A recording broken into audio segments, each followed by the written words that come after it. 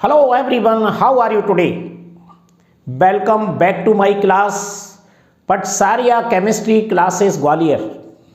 Today we are going to discuss on lecture number 23 of chemical bonding from class 11th.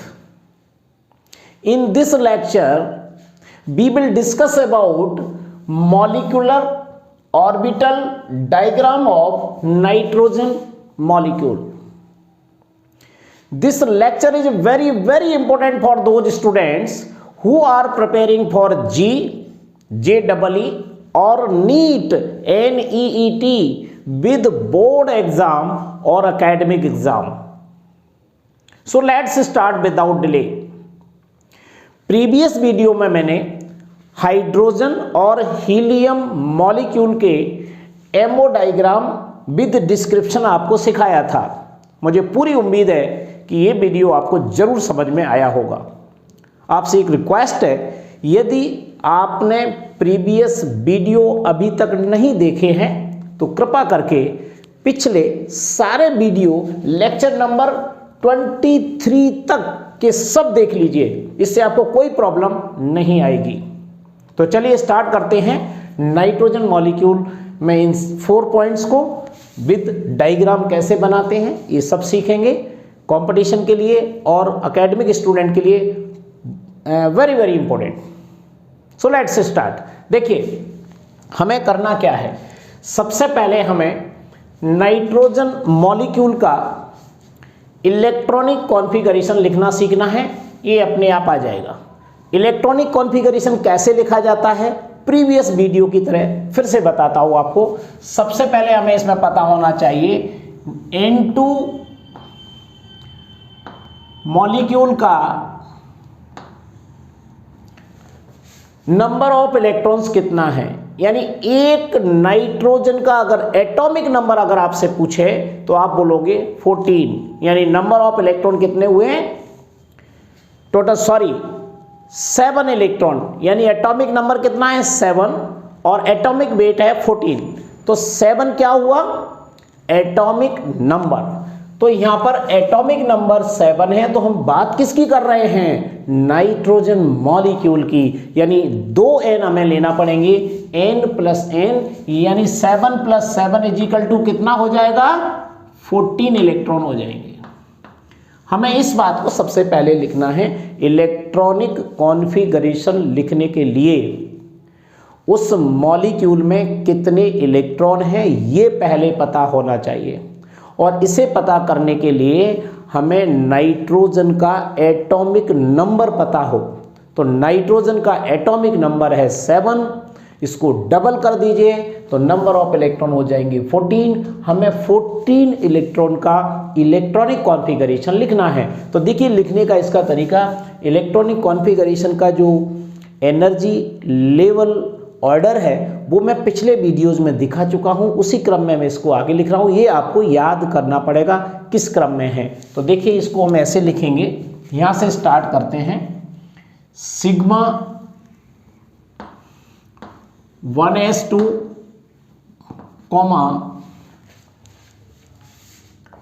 Sigma star को मैं ऐसे 0 लगा रहा हूं, सिग्मा स्टार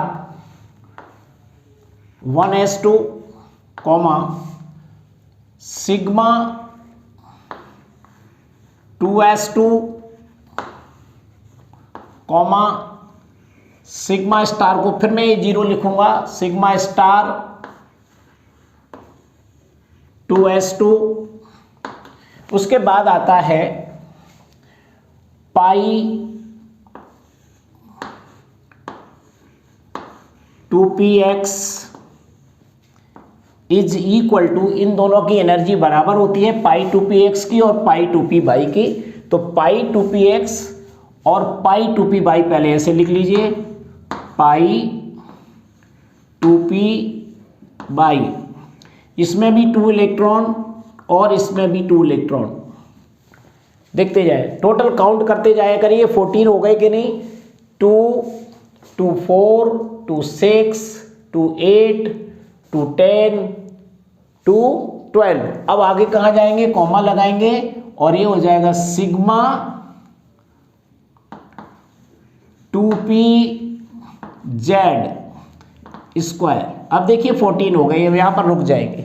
इसके आगे भी इलेक्ट्रॉनिक कॉन्फ़िगरेशन जाता है, तो आगे जो आएगा वो आएगा pi star 2px, pi star 2py और लास्ट में सिग्मा स्टार 2pz, यानी स्टार वाला रह जाएगा। लेकिन हमें इसके आगे जरूरत नहीं है तो हम इसको नहीं लिखेंगे। यहाँ पर ये हमारा इलेक्ट्रॉनिक कॉन्फ़िगरेशन कंप्लीट हो गया। इस तरीके से हमें ये इलेक्ट्रॉनिक कॉन्फ़िगरेशन लिखा जाता है मॉलिक्यूल्स का, इसलिए इसको एमओ इलेक्ट्रॉनिक कॉन्फ़िगरेशन बोलते हैं या एमओ डायग्राम इसको बोला जाता है।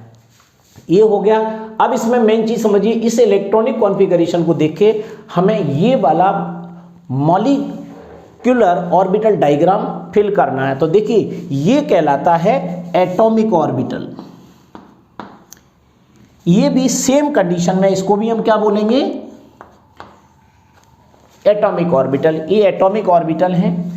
इस एटॉमिक ऑर्बिटल में ये जो पहला वाला पार्ट है इसे हम बोलते हैं 1s। देखते जाइए, ये हमारा 1s है। किसका एटॉमिक ऑर्बिटल है, नाइट्रोजन का। तो इसको भी हम साइड में लिख सकते हैं, यहां लिख देता हूं N2। ये देख लीजिए, लेकिन नाइट्रोजन एटम का है और ये बीच में जो मॉलिक्यूल्स के रूप में लिखा जाता है इसको N2 लिखेंगे और ये N का है। तो अब देखिए ये 1s है तो ये क्या होगा 2s और लास्ट में 2s के बाद क्या आएगा 2p आएगा। 2p में यहाँ 3 ऑर्बिटल्स हैं, इसको बोला जाता है px, इसे बोलते हैं py और ये है आपका pz। तो 1s 2s 2p ये एटॉमिक ऑर्बिटल है। किसका है, नाइट्रोजन का। सेम कंडीशन इधर होती है, ये भी एटॉमिक ऑर्बिटल है। यहाँ पर भी इसको हम लिखेंगे 1s, इसे लिखेंगे हम यहाँ पर 2s और इसे लिखेंगे यहाँ पर 2p। 2p में सेम कंडीशन है ऑर्बिटल की, px py एंड pz बोला जाता है इनको। यहाँ पर जो फिलिंग की जाएगी वो एटम के इलेक्ट्रॉनिक कॉन्फ़िगरेशन से करेंगे और यहाँ पर जो फिलिंग करेंगे इलेक्ट्रॉन्स की वो मॉलिक्यूल्स के इलेक्ट्रॉनिक कॉन्फ़िगरेशन से करेंगे। ये मैंने यहाँ पर मॉलिक्यूल का इलेक्ट्रॉनिक कॉन्फ़िगरेशन लिखा है। सेम कंडीशन में नाइट्रोजन का आपको और लिख के यहाँ पर बता देता हूँ। ये नाइट्रोजन, एटॉमिक नंबर है 7, इसे लिखा जाएगा 1s2 2s2 एंड 2p कितना हो जाएगा 3। ये हमारा एटम का इलेक्ट्रॉनिक कॉन्फ़िगरेशन है। इसमें इलेक्ट्रॉन फिल किए जाएंगे कैसे, 1s में कितने इलेक्ट्रॉन है 2 हैं, तो यहाँ पर आपको 2 अपोजिट डायरेक्शन में 2 इलेक्ट्रॉन दिखाना है। सेम 2s में यहाँ पर फिर 2 इलेक्ट्रॉन है, कहाँ से देखेंगे, यहाँ से 2s में 2 इलेक्ट्रॉन, 2p में 3 इलेक्ट्रॉन है। तो यहाँ पर हुंड रूल आप लगाएंगे तो इसमें एक एक इलेक्ट्रॉन पहले फिल किया जाता है। जब सिंगल इलेक्ट्रॉन फिल हो जाते हैं उसके बाद यहाँ से हम पेयरिंग करते हैं। आपको डायरेक्ट में यहाँ पर 2 और यहाँ पर 1 नहीं लिखना है, ये रूल्स के अकॉर्डिंग नहीं है, इसमें आपको हुंड रूल को सोचना पड़ेगा। तो ये देखिए 1 1 1 ये आपका फिलिंग हो गया। सेम इसी की नकल करके उधर लिखना है। यहाँ भी 1s में 2 इलेक्ट्रॉन है, 2s में 2 इलेक्ट्रॉन है, 2p में 1 1 इलेक्ट्रॉन है। तो ये n मॉलिक्यूल और ये n मॉलिक्यूल, n कर देता हूं इसको, ये n है और ये भी n है। तो ये क्या हुआ, ये मॉलिक्यूलर ऑर्बिटल है MO और MO का है N2 का। ये MO N2 के लिए है तो MO और N2 हो गया। अब आपको ये देखना है कि इसको कैसे फिल करेंगे। तो इसमें आपको इस इलेक्ट्रॉनिक कॉन्फ़िगरेशन की नकल करना है। जैसे सबसे पहले क्या आया सिग्मा 1s, तो यहां पर आप लिखोगे सिग्मा 1s। 2 नहीं लिखा जाता है, सिग्मा s में 2 इलेक्ट्रॉन है तो ये 2 इलेक्ट्रॉन अपन यहां पर फिल करेंगे।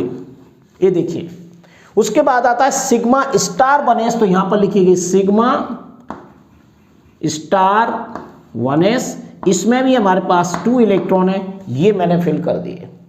उसके बाद आता है सिग्मा 2s, इसमें भी 2 इलेक्ट्रॉन है। कैसे पता लगा? यहां पर देख लीजिए सिग्मा 2s2 2 इलेक्ट्रॉन आ गए। उसके बाद ये वाला पार्ट है यहां, इसको लिखेंगे, इस वाले को सिग्मा स्टार 2s, इसमें भी 2 इलेक्ट्रॉन है, ये देखिए। उसके बाद अब ये दो आ जाते हैं कौन कौन से? इक्वल बारे, पाई 2 पे एक्स एंड पाई 2 पे वाई, इसमें भी 2 इलेक्ट्रॉन है। तो इस वाले को मैं यहां लिख रहा हूं पाई 2 पी एक्स, और ये वाले को यहां लिख रहा हूं पाई 2 पी वाई। इसमें 2 इलेक्ट्रॉन है, इनको भी हम यहां पर फिल कर देते हैं। इसके बाद आता है ये लास्ट वाला, देखिए ये हो गया सिग्मा 2 पी जेड, ये सिग्मा 2 पी जेड है, इसको मैं यहां लिख देता हूं सिग्मा 2 पी जेड, इसमें भी 2 इलेक्ट्रॉन है। अब ये 2 और ये 3 खाली हैं, इनमें कोई इलेक्ट्रॉन नहीं है, फिर भी मैं इनका नाम लिख के आपको बता देता हूं। इसका नाम है पाई स्टार 2 पी वाई, और इसका नाम है पाई स्टार 2 पी एक्स। ये देखिए दोनों आ गए, और इस वाले को बोला जाता है सिग्मा 2 पी जेड, और ये स्टार आ जाएगा, ये स्टार लगा देना, लेकिन इसमें कोई इलेक्ट्रॉन नहीं है, इनको हम खाली छोड़ देते हैं। ये एरो लगा हुआ है, ध्यान रखना, इसमें आपका कोई कंफ्यूजन नहीं होना चाहिए।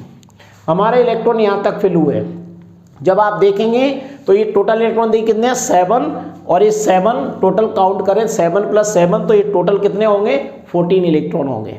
हमें इस इलेक्ट्रॉनिक कॉन्फ़िगरेशन से यहाँ पर कोई मतलब नहीं है, हमारा मतलब है केवल एमओ से।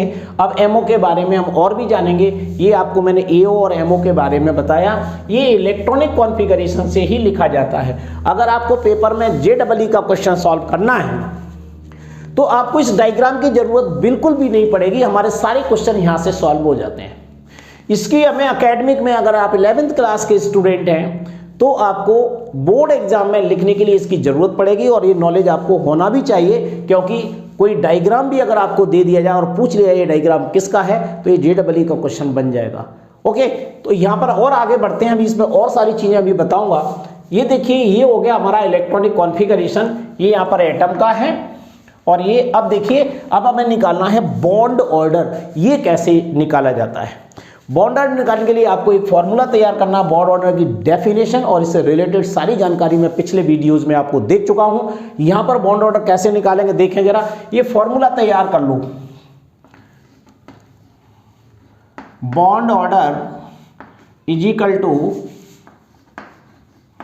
NB - NA upon 2।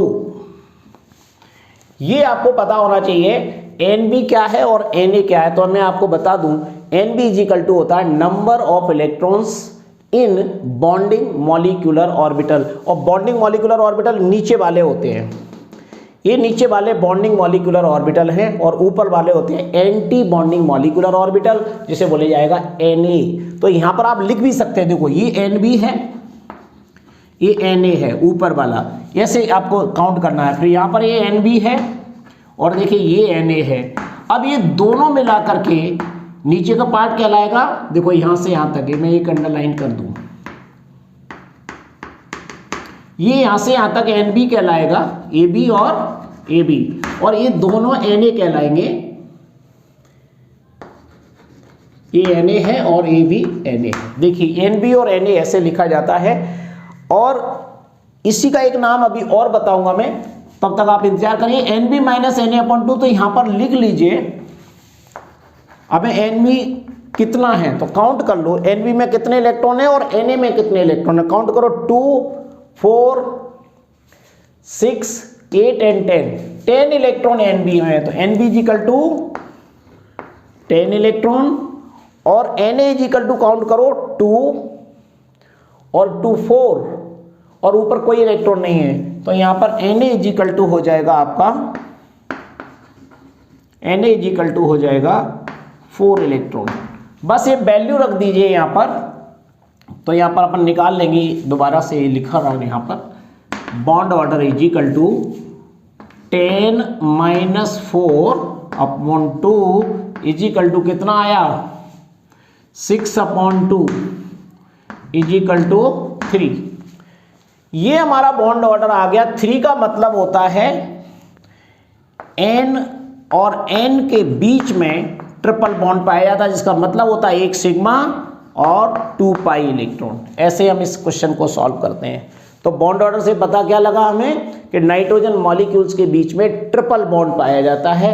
तो ये हमें बॉन्ड ऑर्डर से मालूम पड़ जाता है। बॉन्ड ऑर्डर निकालने के लिए जरूरी नहीं कि आप इसमें काउंट करें, आप यहां से भी काउंट कर सकते हैं। ये पहला वाला जो पार्ट है जो स्टार नहीं लगा है वो NB है और स्टार वाला Na है जो मैंने यहां पर लिखे हुए हैं, इसको ध्यान रखना है।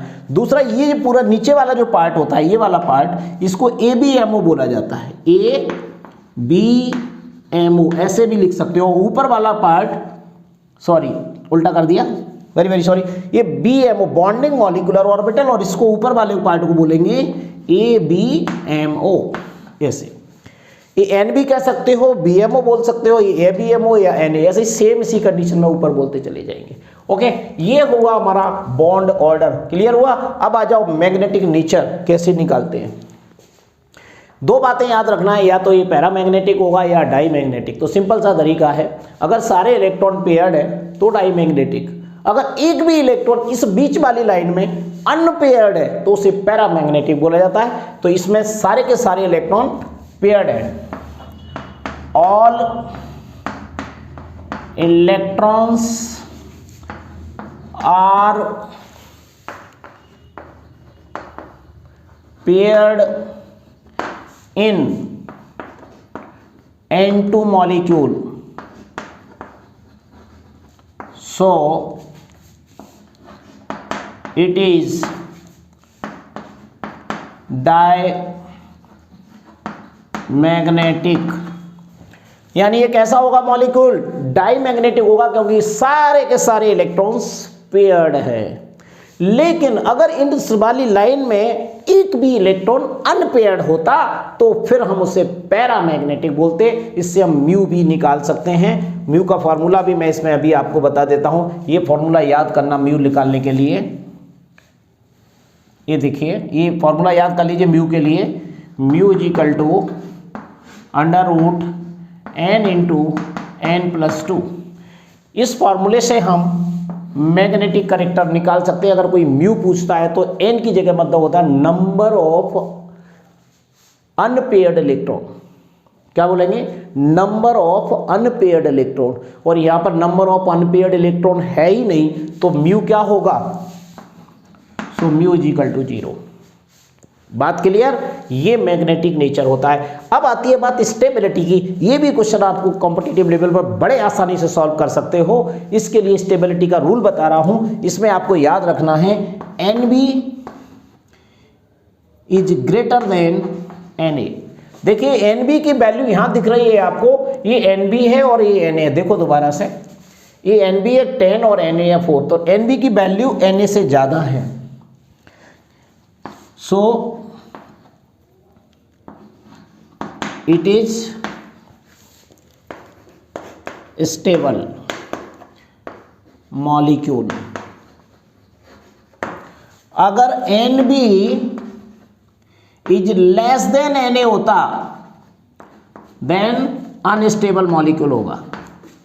ये नहीं है, ये तो कैसा है? स्टेबल है, क्योंकि NB की वैल्यू Na से जाना है, इसलिए नाइट्रोजन मॉलिक्यूल कैसा होगा? स्टेबल होगा। लेकिन अगर कोई ऐसी कंडीशन आती है कि NB Na से कम है तो वो मॉलिक्यूल अनस्टेबल होगा, या NB और Na इक्वल हैं तब भी अनस्टेबल होगा। इसको भी आपको याद रखना, मैं हर वीडियो में बताता हूं, आपको किसी प्रकार की कोई गलती करने की जरूरत नहीं है। तो आपको ये पॉइंट समझ में आए? 1 2 3 एंड 4 इसी टाइप से इसमें देख लीजिए। आपको ये सारे के सारे मैंने इलेक्ट्रॉनिक कॉन्फ़िगरेशन विद डायग्राम बताया। हर डायग्राम नाइट्रोजन के बाद इस कंडीशन में बनेगा, लेकिन इलेक्ट्रॉनिक कॉन्फ़िगरेशन इसका चेंज हो जाता है। और यहां पर आप देखिए ये वाला जी 2 π2px π2py की जगह पर σ2pz आ जाएगा, यानी एनर्जी लेवल डायग्राम भी चेंज हो जाएगा नाइट्रोजन के बाद। नाइट्रोजन तक ये इलेक्ट्रॉनिक कॉन्फ़िगरेशन आपका काम करेगा, उसके बाद इलेक्ट्रॉनिक कॉन्फ़िगरेशन चेंज हो जाएगा। इसलिए आपको नाइट्रोजन के आगे वाला यानी ऑक्सीजन का, फ्लोरीन का, नियोन का इलेक्ट्रॉनिक कॉन्फ़िगरेशन जरूर सीखना चाहिए। तो आज के वीडियो में बस इतना। कोई भी प्रॉब्लम आने पर मुझे कमेंट बॉक्स में जरूर बताइएगा। So thank you very much. Next video will be continue.